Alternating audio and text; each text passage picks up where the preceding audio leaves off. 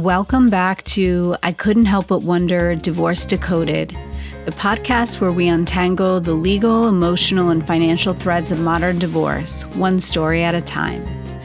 I'm Lorraine Silverman, and today we're talking about one of the trickiest and most expensive parts of high net worth divorce. What happens when one spouse owns a business and the other feels like they helped build it? When two people build a life together, they build more than memories. They build dreams. A summer home, a family, and sometimes a business. I couldn't help but wonder, when one spouse builds a company and the other builds a family, what happens when the dream splits in two? Because in high net worth divorce, the most valuable asset isn't always in a portfolio. Sometimes it has a name, a logo, and an LLC. The story: the chef and the CFO. Alana ran a boutique catering company that started in her kitchen, literally. Matteo, her husband, helped her file the LLC paperwork, taste tested every truffle risotto, and watched her go from local events to celebrity galas. He handled their finances, she handled the flavor. 15 years and a food and wine feature later, the business was booming, but the marriage was not. They were splitting, and now the question was, is her business their business? Because while Elena was the face of the company, Matteo had made sacrifices too, changing jobs, covering childcare, investing his bonus when things were tight. So, who gets what when the business is both the baby and the breadwinner? Legal breakdown: business ownership and divorce. In New York, when a business is started during the marriage or increases in value during the marriage, either the business or a percentage of the business can be considered marital and is then subject to equitable distribution.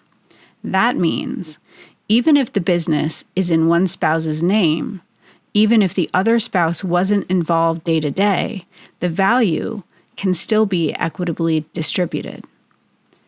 Courts consider equitable distribution factors such as whether the business was founded during the marriage, whether the non-titled spouse made direct or indirect contributions, whether marital funds were used to support or grow the business's value at the time of marriage versus at the time of divorce, and other additional factors as well. Valuation of the business is done by experts, or sometimes by the parties if they can agree on a value. Experts take into consideration things such as goodwill, if applicable, cash flow analysis, market comparisons, and sometimes a little educated guesswork. Equitable distribution doesn't always mean a literal split of ownership of the business.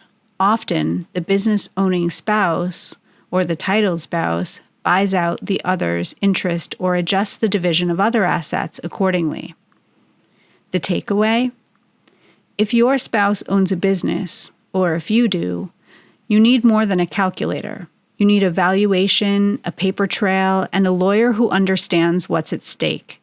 The smartest move is to get ahead of the valuation and the narrative. Your lawyer should work with an expert to determine what the business is really worth and what's fair in dividing it. Because in divorce, a business isn't just a company. It's a career, a lifestyle, a legacy. It deserves a thoughtful, strategic handling. Businesses aren't just numbers. They're effort, sacrifice, and sometimes identity. And in divorce, the goal isn't to destroy the business. It's to recognize its value and divide fairly. Thanks for listening to I Couldn't Help But Wonder Divorce Decoded. Next week, we're diving into the great prenup panic, because nothing says romance quite like a contract about what happens if it doesn't work out. Until then, whether you're building an empire or negotiating over one, remember, business is personal and divorce is both. For a confidential consultation or more resources, visit thecdslawfirm.com.